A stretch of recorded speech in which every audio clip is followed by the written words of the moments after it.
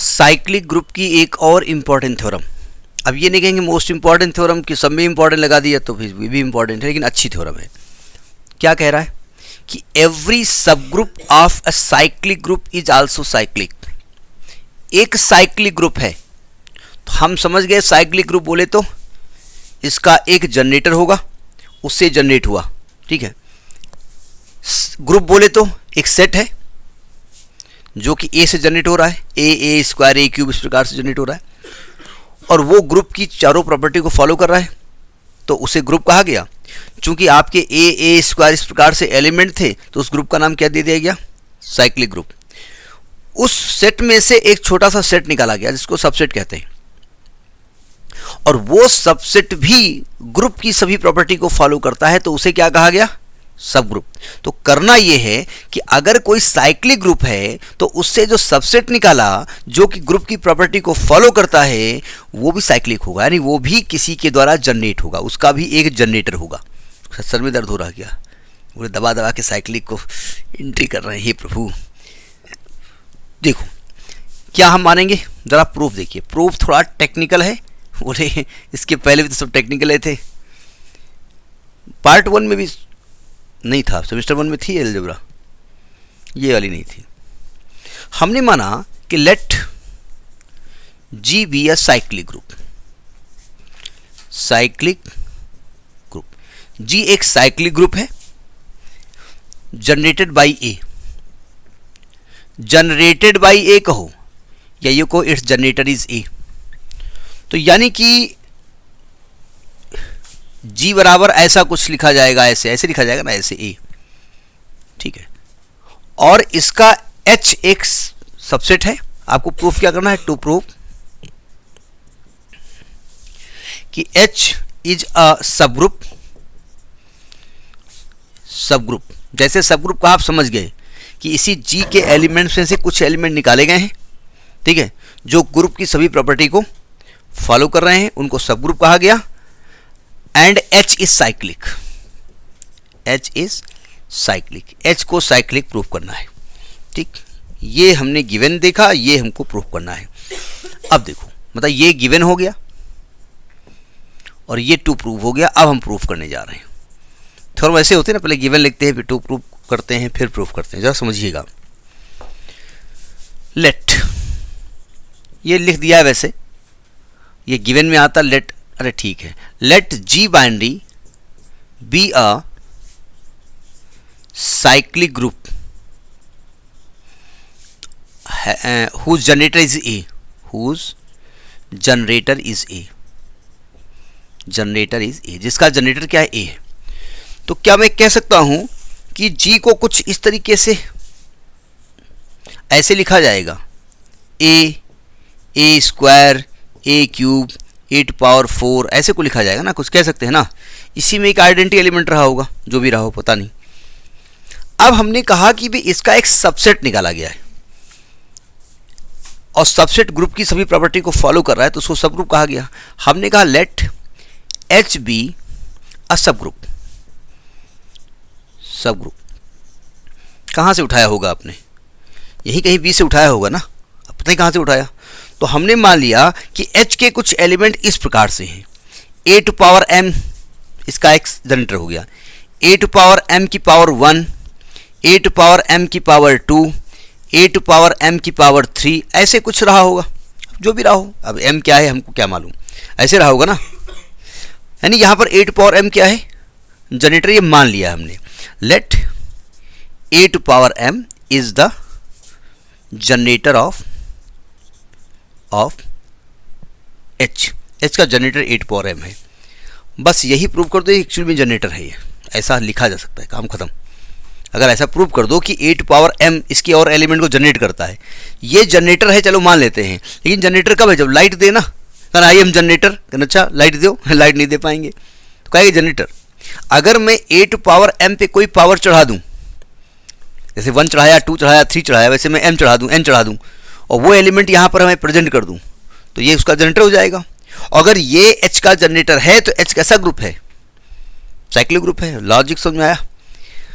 मैं a⁴m पे कुछ पावर चढ़ाऊंगा और उससे एक नया एलिमेंट आएगा, और वो एलिमेंट इसके अंदर होगा तो हम कहेंगे चूंकि ए की पावर m पे पावर चढ़ा करके h मिल रहा है तो h भी एक साइक्लिक ग्रुप है। बात समझ आई?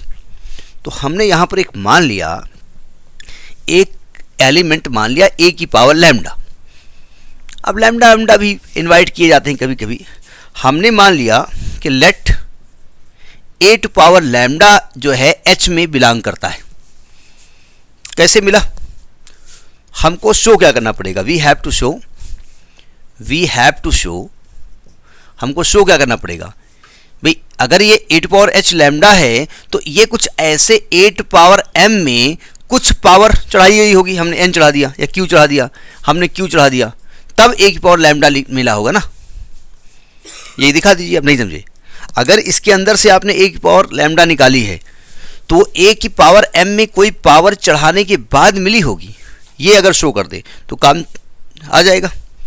अब देखो सावधान, अब थोड़ा सा बहुत ध्यान से समझिएगा क्योंकि थ्योरम को वो एक है ना, पौड़ी पौड़ी चढ़ता था जय माता दी कहता जा, बस माता जी कल्याण करें। अब देखो as 8 power lambda is belongs to h, तो क्या मैं कह सकता हूं कि लैम्डा की वैल्यू m से बड़ी होगी? कैसे?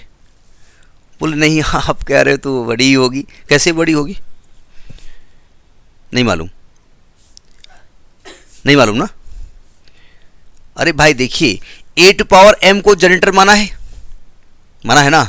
इसके बाद a की पावर m पे कोई और पावर चढ़ाई तब एक नया एलिमेंट मिला, फिर a की पावर m पे कोई और पावर चढ़ाई तो एक नया एलिमेंट बना।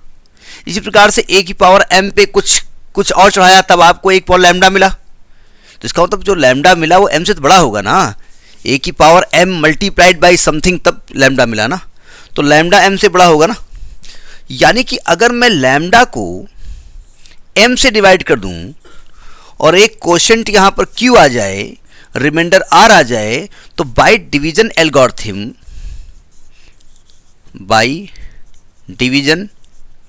एल्गोरिथम क्या मैं कह सकता हूँ? बस स्टेप समझते जाइए। थ्योरम को मैं गारंटी देता हूँ समझ में आ जाएगी। हाँ समझ में आ जाएगी लेकिन दिमाग में बनी रहेगी इसकी मैं गारंटी नहीं लेता हूँ, उसके लिए आपको प्रैक्टिस करनी पड़ेगी। क्या मैं कह सकता हूँ कि lambda is equal to M Q plus R? ये यूक्लिड डिवीजन एल्गोरिथम थी, इसकी पहले क्लास में बताया था। और आर की वैल्यू क्या होगी? R is greater R equal to 0 and less than M. या आप जानते हैं अगर m से डिवाइड कर रहे हो तो रिमाइंडर या तो 0 आएगा या m से छोटा आएगा, कह सकता हूँ ना। अच्छा एक चीज़ और, जो m इंटू क्यू है, m इंटू क्यू वो m से तो बड़ा होगा ना। एंड m इंटू क्यू जो है वो क्या मैं कह सकता हूँ m से बड़ा होगा लेकिन लैम्डा से छोटा होगा? लैम्डा से छोटा होगा नहीं कह सकता हूँ। कैसे भाई? जब आप m इंटू क्यू में कुछ प्लस कर रहे हो तब लैम्डा आ रहा है ना। m इंटू क्यू में कुछ प्लस r कर रहे हो तब लैम्डा आ रहा है ना। इसका मतलब m इंटू क्यू जो है m से तो बड़ा होगा लेकिन लैम्डा से छोटा होगा। ठीक है। एज, अब इसको बस इसी का यूज़ कुछ करना है, थोड़ा टेक्निकल चीज़ है, थोड़ा याद तुम्हें भी करना पड़ेगा। As a to power m h में है और a टू पावर लैम्डा भी h में है, ये कह रहे हो ना। अब देखो ध्यान से, a टू पावर m भी h में है, a टू पावर लैम्डा भी h में है। m ये है, लैम्डा ये है, बीच में घुसे है mq। तो क्या मैं कह सकता हूं चूंकि mq m और लैम्डा के बीच में है तो a टू पावर mq भी इसके अंदर होगा। भाई अगर मैं कहूं a टू पावर 50 से लेकर के a टू पावर 70 तक है तो a टू पावर 54 भी तो इसके अंदर ही होगा। अगर a to power m h में है, a to power lambda h में है और mq lies between m and lambda, तो क्या मैं कह सकता हूं कि a टू पावर mq भी h में होगा? कह सकता हूं मैं। हूं करते जाओ, काम आ जाएगा। कह सकता हूं ना। a टू पावर mq को हम a टू पावर m की पावर q लिख सकते हैं ना। अब अगर ये चीज़ है, एक्चुअली में अभी प्रूफ नहीं हुआ है, अगर ये मैं सिद्ध कर दूं ये है तो इसको इस तरह लिखा गया है। इधर देखिए, जब मैं a की पावर m पे कुछ पावर चढ़ाई तो जो एलिमेंट आया वो H में था, इसका मतलब 8 पावर m जनरेटर है। अगर 8 पावर m जनरेटर है तो आपका जो H सेट आपने लिया था वो 8 पावर m से जनरेट हो रहा है, तो साइक्लिक हो गया जाकर के। तो 8 पावर m एक्चुअली इमेज में है, ये सिद्ध करना पड़ेगा आपको। ये हमने मान तो लिया होगा, यही सिद्ध करके आपको दिखाना है। देखो ध्यान से, मतलब ये तो है ही है, लेकिन एक आध और तर्क हम देंगे कि भाई है, देखो पक्का है, झूठ नहीं बोल रहे हैं, ये दिखाना पड़ेगा। देखो जरा, 8 पावर MQ H को बिलोंग करता है, और H क्या है? सब ग्रुप है। अगर ये सब ग्रुप है तो इसका इनवर्स भी बिलोंग करेगा। तो क्या मैं कह सकता हूं कि 8 पावर माइनस MQ भी H में होगा? क्यों? क्योंकि एज H इज सब ग्रुप, तो इसलिए इसका इनवर्स भी बिलोंग करेगा। क्योंकि हम मल्टीप्लिकेटिव ग्रुप ले रहे हैं इसलिए हम ऐसा लिख रहे हैं, करेगा ना। अब देखो ध्यान से,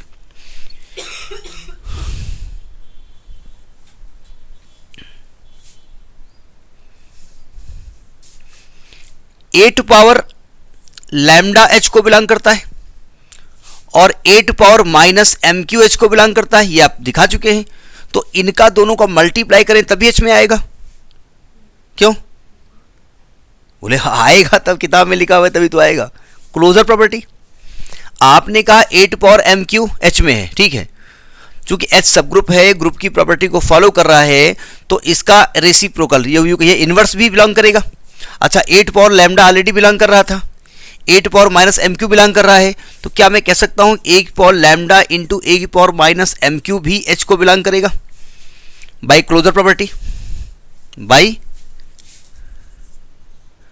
क्लोजर प्रॉपर्टी, ये क्लोजर यही तो कहता है कि अगर दो एलिमेंट कर रहे हैं तो उनका जो बाइनरी ऑपरेशन होगा वही बिलोंग करेगा।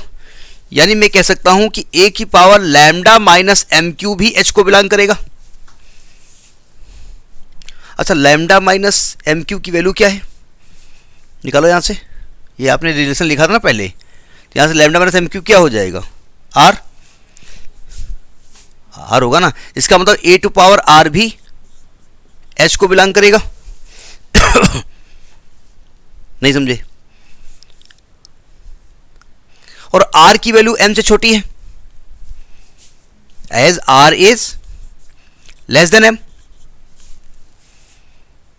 और A की पावर R H को बिलोंग भी कर रहा है, सो R का मान यहां 0 होना चाहिए। बोले यार ये क्या बता दिया आपने, अब ये बात समझ में नहीं आई? नहीं बात समझ में आई ना? देखो ध्यान से, आपका जनरेटर क्या माना आपने? 8 पावर M, यानी कि आपकी हर पावर इसी से बनेगी ना, तो सबसे छोटी पावर कौन सी होगी? अरे अरे कहाँ हो भाई, आपने जनरेटर क्या माना था? H का 8 पावर M माना था ना। 8 पावर M पे पावर बढ़ाते जाओगे आपको सेट मिलता जाएगा, तो सबसे छोटी पावर क्या होगी? 8 पावर M होगी ना। और उससे भी छोटी पावर क्या बता रहे हो? 8 पावर R बता रहे हो, M से भी छोटी वैल्यू है, जो कि संभव नहीं है, क्योंकि सबसे छोटी पावर कौन है? सबसे छोटी पावर M है, और उससे भी छोटी आप क्या बता रहे हो? R। इसका मतलब यहाँ पर R एग्जिस्ट नहीं करेगा, तो R की वैल्यू यहाँ पर क्या हो जाएगी? 0। सो R इज इक्वल टू क्या हो जाएगा? 0। अगर R 0 हो जाएगा तो रिलेशन मैंने मिटाल दिया है, R बराबर लैम्डा माइनस MQ लिखा है ना, तो अगर R आपने 0 कर दिया तो lambda is equal to MQ हो जाएगा ना। लैम्डा इज इक्वल टू क्या आ जाएगा? MQ आ जाएगा ना। और आपने शुरुआत में कहा था कि 8 पावर लैम्डा इसको बिलोंग कर रहा है, एज 8 पावर लैम्डा किसको बिलोंग कर रहा था? H को। और लैम्डा की वैल्यू क्या है? MQ, यानी 8 पावर MQ किसको बिलोंग कर रहा है? H को। इसको 8 पावर M की power Q belong to H लिख सकते हैं। इसका मतलब क्या लिखा है? ये A की पावर M पे कुछ पावर चढ़ाई तब H में एलिमेंट आया, इसका मतलब 8 पावर M क्या चीज है? जनरेटर। तो this implies that 8 power M is generator of H, so H is cyclic group. H is cyclic group, इसलिए H क्या होगा? H एक साइक्लिक ग्रुप होगा। समझ में बात नहीं आई? दादा नहीं समझे? मैंने H माना था, अब दोबारा इसमें रिपीट नहीं कर सकते। हमने H माना था, 8 पावर M को जनरेटर माना था, और बाद में हमने बीच में एक लैम्डा भी मान लिया, और बाद में ये दिखा दिया कि लैम्डा वाला जो सेट है ना एलिमेंट वो है इसमें, नहीं समझे? ये तो दिखाया हमने कि लैम्डा वाला जो हमने माना है अपने आप वो इसके अंदर था, और वो किसके इक्वल था? एम क्यू के इक्वल। और इसको 8 पावर एम की पावर क्यू लिख सकते हैं। तो ए की पावर एम और लैम्डा कोई वैल्यू थी ना, एनी वैल्यू कोई भी हो सकती है वो। तो ए की पावर एम पे कोई पावर चढ़ाने के बाद जो एलिमेंट आया वो एच में आया, इसका मतलब 8 पावर एम इसका जनरेटर है। अगर जनरेटर है तो वो साइक्लिक ग्रुप हुआ। अब चूंकि एच जी का सब ग्रुप था तो प्रूफ हो गया कि साइक्लिक ग्रुप का जो सब ग्रुप होगा वो भी साइक्लिक होगा। समझ में बात नहीं आई? बोले समझ में तो आई, लेकिन पसीने पसीने हो गई खोपड़ी। हमको इतने पसीना निकलता है इन थ्योरम्स में कि बाल बार बार धोने पड़ते हैं, उसमें तो बदबू आने लगती है ना। समझ में आ गई बात? कर लीजिएगा इसको।